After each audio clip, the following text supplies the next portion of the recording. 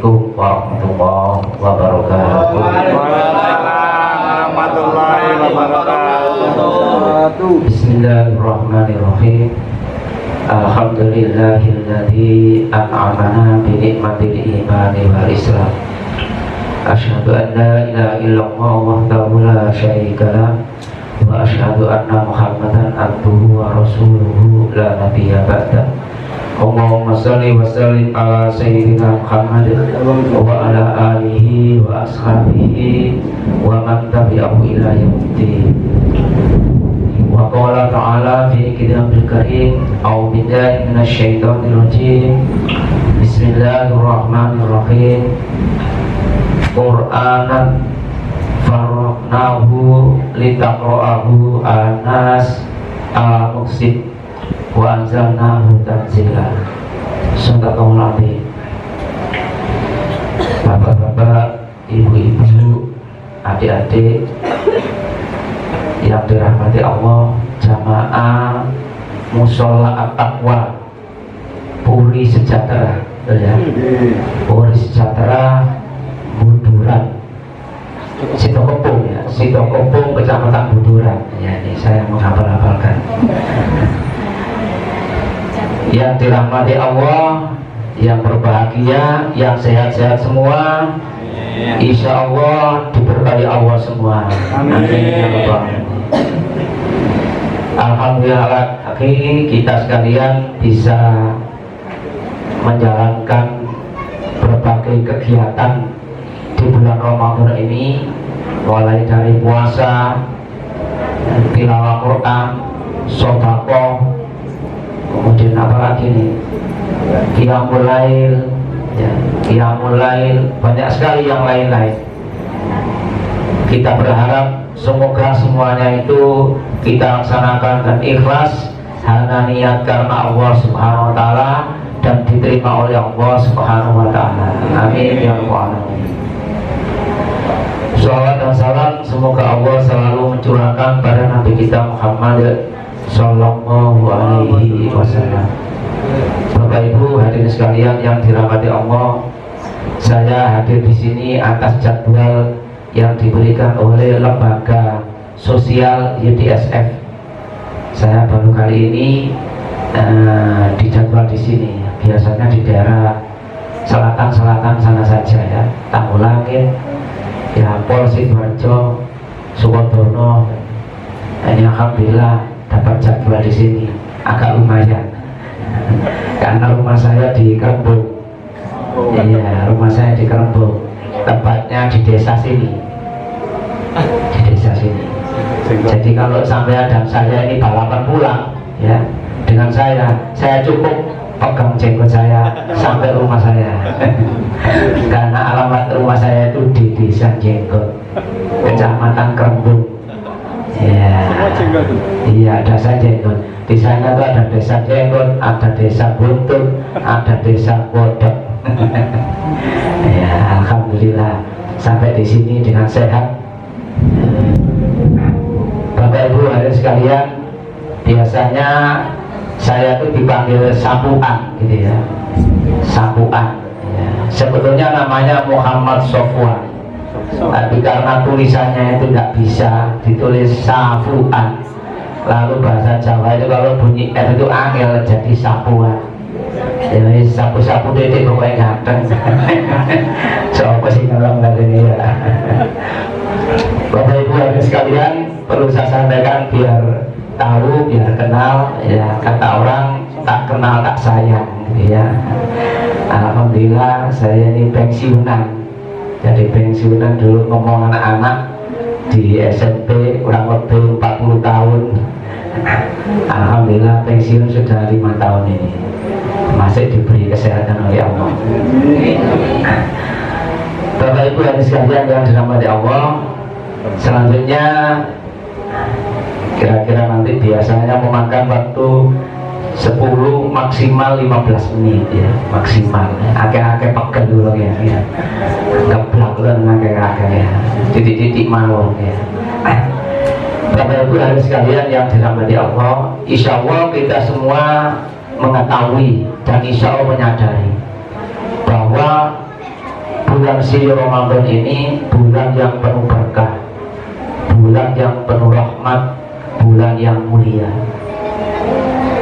Allah menjadikan bulan Ramadan ini bulan yang mulia karena Allah menurunkan khususnya kitab suci Al-Quran di bulan Ramadan ini. Allah berfirman, a'udzubillahi minasyaitonirrajim, bismillahirrahmanirrahim, syahrul Ramadan alladzi unzila fil Qur'an hudan linnasi wa bayyinatin minal huda wal furqan. Al-ayat. Di bulan suci Ramadan itulah diturunkan Al-Quran sebagai petunjuk, sebagai penjelas, dan sebagai alat penyaring. Biasanya diberi makna pemisah. Saya lebih cenderung nganut yang memberi makna penyaring. Maksudnya pemisah adalah dengan Al-Quran itu kita bisa memisahkan yang benar dan yang salah, yang baik dan yang buruk, haram yang halal, dan begitu seterusnya. Nah, saya tambahi dengan makna menyaring sebagai penyaring. Artinya kita ini di dalam hidup ini melihat berbagai macam hal. Ada yang baik, ada yang buruk. Kita saring, yang baik kita ambil. Ada yang lurus, ada yang bengkok. Yang lurus kita ambil. Ada yang benar, ada yang salah. Yang benar kita ambil. Itulah sebagai penyaring. Maksudnya insya Allah begitu penafsir-penafsir yang saya baca. Semoga kita sekalian bisa betul-betul menjadikan Al-Quran ini sebagai petunjuk dalam kehidupan kita, sebagai penjelas di dalam berbagai persoalan kehidupan kita, juga sebagai penyaring ataupun pemisah di dalam menjalani kehidupan ini, sehingga kita bisa selamat di dunia ini dan selamat pula di akhirat kelak. Amin ya rabbal alamin. Bapak Ibu hadirin sekalian yang dirahmati Allah, dengan turunnya Al-Quran di bulan Ramadan inilah Al-Quran menjadikan bulan Ramadan sebagai bulan yang mulia. Allah mengobrol pahala di bulan Ramadan ini. Ibadah sunnah diberi pahala seperti ibadah wajib, bahkan dilipat gandakan pahalanya. Sekian banyak amalan-amalan soleh yang di luar Ramadan yang kita laksanakan, yang biasa kita laksanakan itu di bulan Ramadan ini dilipat gandakan. Lebih-lebih lagi di bulan Ramadan inilah ada satu malam yang sudah terkenal, yakni malam Lailatul Qadar, yang nilai kebaikannya itu lebih baik daripada 1000 bulan. Konon ada yang menghitung kurang lebih baik daripada 84 tahun. Sekali malam itu kita berbuat baik, kita beramal soleh, maka sama saja nilainya sama dengan kita beramal soleh 84 tahun. Semoga kita sekalian di bulan suci Ramadan ini mendapatkan Lailatul Qadar semua. Amin ya rabbal alamin. Nah, maka saya ingin mengajak kepada kita, kalau kita ingin menjadi manusia yang mulia, marilah Al-Quran ini betul-betul kita masukkan ke dalam jiwa kita, sebagaimana Allah memasukkan atau menurunkan Al-Quran di bulan Ramadan, lalu bulan Ramadan ini menjadi bulan mulia. Maka mari Al-Quran ini kita masukkan ke dalam jiwa kita, bukan hanya di dalam mushaf, tetapi kita masukkan ke dalam jiwa kita. Karena fungsi utama Al-Quran yang disebutkan tadi sebagai petunjuk, mari kita upayakan. Di samping kita tilawah rajin bunyinya menurut makhraj dan tajwid, mari kita usahakan sedikit demi sedikit kita berusaha memahami, sehingga menjadi pedoman bagi kita, menjadi cantolan dalam menjalani kehidupan sehari-hari ini. Semua yang kita jalankan, puasa, sholat, makan, minum, nuwun sewu, mencari rezeki, nuwun sewu lagi, agak cermat sedikit, ya, berkumpul suami istri, semuanya itu ada di dalam Al-Quran, dicantumkan secara garis besar. Nanti dirinci, diuraikan secara detail oleh sabda-sabda Rasulullah Muhammad SAW. yang dari sekian banyak hadis, sekian ribu atau ratusan ribu hadis. Bapak Ibu hadirin sekalian yang dirahmati Allah. Nah, pertanyaannya, sudahkah Al-Quran itu masuk ke dalam jiwa kita? Insya Allah kita rajin membaca, insya Allah, dan jangan kecil hati, membunyikan saja itu insya Allah sudah berpahala di sisi Allah Subhanahu Wa Taala. Ya. Barang siapa yang membaca kitabullah, ya, mengqara'a kitabullah harfan, siapa yang membaca satu huruf dari kitabullah, ya, Allah memberikan kebaikan, satu kebaikan, satu huruf, satu kebaikan. Nah, satu kebaikan itu nilainya sama dengan 10. Nah, kalau kita membaca Al-Quran itu Bismillahirrahmanirrahim, dihitung hurufnya bisba, sin dan seterusnya begitu. Rasulullah memberikan contohkan alif lam mim itu bukan satu huruf, tapi alif harfun, lam harfun, wa mim harfun. Jadi alif lam mim itu 3 huruf. Berarti kita membunyikan alif lam mim sudah mendapat 3 kebaikan. 3 kebaikan kali 10, 30 kebaikan. Sehingga kalau kita rajin tilawah, insya Allah pahalanya luar biasa. Kalau betul-betul kita niatkan hanya karena Allah, karena itu termasuk perintah Allah dan termasuk perintah Rasulullah SAW. Nah, itu yang perlu kita pahami. Lebih jauh dari itu hadirin sekalian yang dirahmati Allah, agar Al-Quran ini menjadi pedoman, sudah saya berkata tadi, maka kita masukkan Al-Quran itu pemahamannya ke dalam jiwa kita. Nah, inilah ayat yang saya baca tadi. Quran itu faroknahu, kami pisahkan Al-Quran itu dari Lauhul Mahfuz ke langit dekat bumi, kemudian turun sedikit demi sedikit kepada Rasulullah Muhammad SAW yang memakan waktu kurang lebih 22 sampai 23 tahun.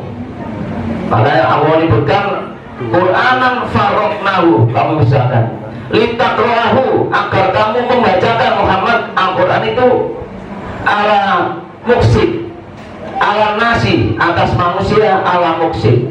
Jadi supaya Rasulullah menyampaikan Al-Quran itu kepada manusia, di situ ada kata-kata ala muksid, pelan-pelan. Yang saya pelan-pelan ini bukan berarti pelan suaranya, bukan berarti pelan terus saya ini pelan sekali. Alif lam mim. Ya, saya ada yang beri makna seperti itu ya tidak salah.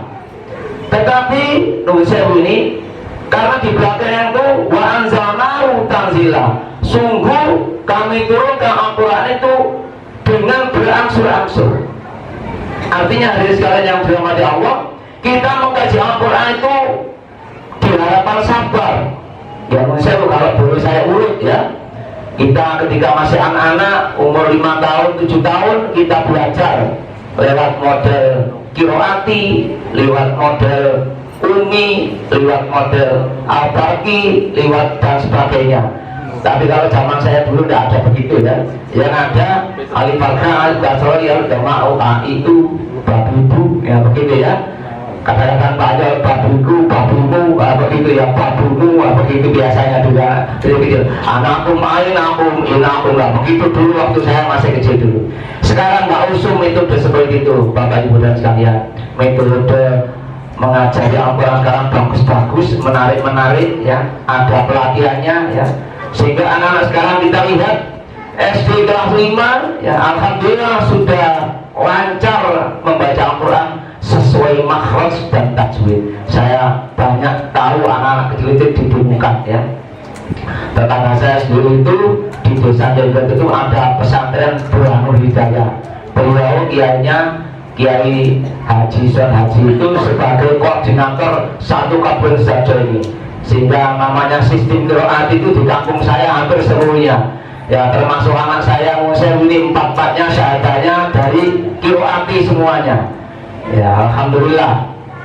Bapak Ibu hadirin sekalian yang dirahmati Allah. Namun saya, nun sewu ya, Sewu, kalau ada yang terkena semoga tersinggung. Tapi jangan marah-marah ya Bapak Ibu sekalian, jangan marah-marah ini. Yang tidak perlu marahnya, tersinggung boleh ya. Artinya begini, saya lihat anak-anak itu setelah dia mahir membunyikan, saya katakan membunyikan karena masih taraf bunyi. Ya, sesuai makhraj dan tajwid seharusnya ditingkatkan. Ya, kalau seandainya itu lulus SD begitu ya, maka tingkat SMP-nya ini kalau ngaji tiap hari, tiap tingkat SMP, wah bingung ini ya, gurunya bingung, anaknya bingung, bapak ibunya bingung di rumah, PR tak pakai. Ya. Apalagi kalau PR matematika, bingung, jauh sana kemari, PR bahasa Inggris, bingung lagi dan sebagainya ya. Nah, maka ngajinya ini tidak tiap hari lagi sudah. Kita atur mungkin seminggu 3 kali. Alhamdulillah kalau masih bisa 3 kali. Kalau nggak bisa mungkin seminggu 2 kali ya. Ya minimal seminggu sekali. Ya pengalaman saya mengajar beberapa itu seminggu diajar sekali dengan Al-Quran kata per kata ya. Jadi kalau tadi saya bacakan Quran itu faroknahu, kami pisahkan Al-Quran itu.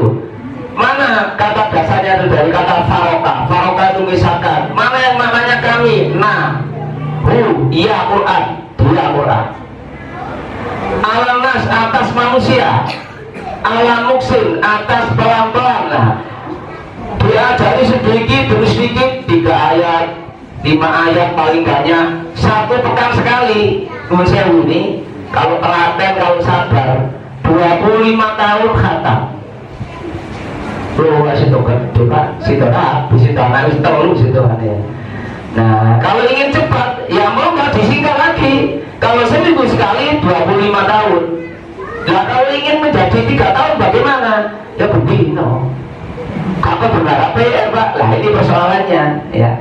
Nah, namun Bapak Ibu sekalian yang dirahmati Allah, kalau anak-anak itu tidak ajar mulai dari Fatihah, kemudian surat Al-Baqarah, kemudian surat Ali Imran, surat An-Nisa, cukup 4 surat ini saja. Kalau lancar kata per kata dalam tempo 3 tahun kurang lebih, atau 5 tahun kurang lebih, 1 minggu sekali tadi, insya Allah selanjutnya itu ini sudah bisa belajar sendiri. Nanti apa ini? Otodidak insya Allah. Apalagi kalau sudah diajari membaca kamus, pakai kamus Al-Quran ya, insya Allah bisa belajar sendiri ya. Kalau saya dulu tidak pakai bahasa Indonesia ya, pakai bahasa Jawa ya. Faroknahu ya. Al-Quran, kali Quran itu faroknahu bisaking sunil Quran ya. Ala nasi tidak awalnya supaya moco sirah Quran, ala nasi ngatasi begitu dulu ya. Dan itu yang lebih awal, lebih tua istilahnya, khususnya orang Jawa ini ya, orang Jawa. Ya alhamdulillah, saya dulu masih mau karena berkat doa orang tua, doa kiainya, doa ustadznya ya, alhamdulillah masih mau belajar seperti itu sampai lulus SMA ya. Kemudian padahal sekolahnya SMA, kata orang-orang pon itu sekolah SMA aku mau ngaji. Oh ya seperti itu ya. Tapi alhamdulillah berkat bimbingan Ustadz, Pak Yai dan seterusnya ini, alhamdulillah ya, sampai sekarang tidak lepas, tidak berhenti untuk mengajarkan ngaji, mengajarkan Al-Quran maksudnya ya, mengajarkan Al-Quran ini. Bapak Ibu ada sekalian yang sudah baca Allah, berikutnya gambarannya belajar Al-Quran itu sabar. Jadi jangan jangan tergesa-gesa kepingin bisa, jangan tergesa-gesa kepingin khatam. Pelan-pelan. Yang saya sebutkan pelan-pelan ini tidak berhenti, tidak kesusul mengatakan lulus gitu. Mas sama teman juga, bos, walaupun lulus Pak, wah bisa lulus ya, alhamdulillah. Kalau bedai, saya wajan ada lagi. Ayo baca. Bismillahirrahmanirrahim. Alhamdulillahirabbil alamin arrahmanirrahim. Bahasa Indonesia. Bahasa berapa? Coba nih, bahasa kelas. Wah, bahasa saya ya SMP kelas dulu. Kalau pada ingat terus kayak lucu kata-kata wis tak ngomong ya, tak ngomong gini cara nih. Iki, kok belajar terus no. Kalau saya kira Kalau tulis, kalau buri ini kata per kata ini, kan sorong ini. Sih masih bilang, emang kata pertanyaan ayo orang ngaku ya dengan teman saya ya. Ini kita tak sombong deh, padahal duit tekan itu mana gak baper. Kebetulan janjian, ketanya, Pak kalau juga, iya janjian. Jam sekarang lah, tak bisa. Janjian, nah bisa ya, mana ini jam boleh. Wah ngantuk Pak, maka nolak TV lah, maka gak laporan. Baik masalah ini. Akhirnya alhamdulillah sempurna seminggu sepisan alhamdulillah kalau layani mang alhamdulillah. Ada tahu kalau layani mang, ada bapak kalau layani mang. Setahun 2 tahun model ganti malih, setahun 2 tahun model ganti malih. Kita tadi lah nasibnya. Terus itulah Bapak Ibu sekalian yang saya sampaikan. Jadi belajar Al-Quran itu mohon putra putri kita jangan sampai kita jadikan lulus belajar Quran.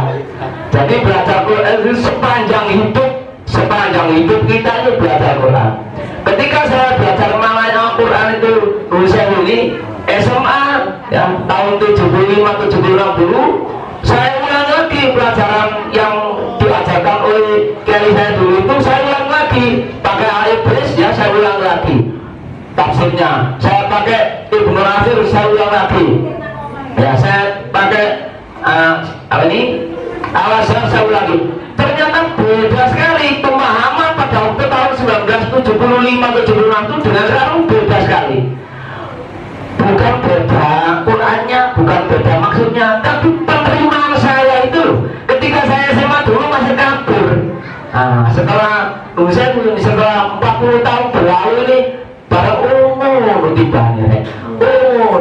Jadi ini bagi generasi muda, remaja-remajanya kalau sudah bicara belajar surat Al-Baqarah ya mengenai rumah tangga, belajar surat An-Nisa mengenai rumah tangga, wah ini seru sekali Bapak sekalian, seru sekali ini, betul-betul seru sekali, perlu dipersiapkan seharusnya remaja-remaja itu belajar Al-Baqarah sama surat An-Nisa mengenai rumah tangga, nanti disambung ya surat At-Tahrim, disambung surat Al-Ahzab supaya ngerti bagaimana menata rumah tangga itu secara islami begitu. Ya kalau syukur di gandeng kita untuk belajar ya lebih baik lagi itu ya, lebih baik lagi sehingga prakteknya bagaimana hubungan suami istri, mengasuh anak dan seterusnya itu bisa baik. Inilah Bapak sekalian yang dimasukkan satu ayat tadi ya, itu terdapat di surat 17 ayat 106. Sudah jam berapa ya? Sudah ya? Ngampun saya kuat tadi, ternyata asik ternyata ya. Bapak Ibu, demikianlah yang bisa saya sampaikan. Saya mohon maaf sekali ya, agak kelewatan. Kekurangannya sekali lagi mohon maaf. Semoga apa yang saya sampaikan tadi bisa dipahami dan bisa kita laksanakan dalam kehidupan kita sehari-hari. Saya beri bila hidayah, waridha wal inayah. Wassalamualaikum warahmatullahi wabarakatuh. Waalaikumsalam. Allah salat tidur.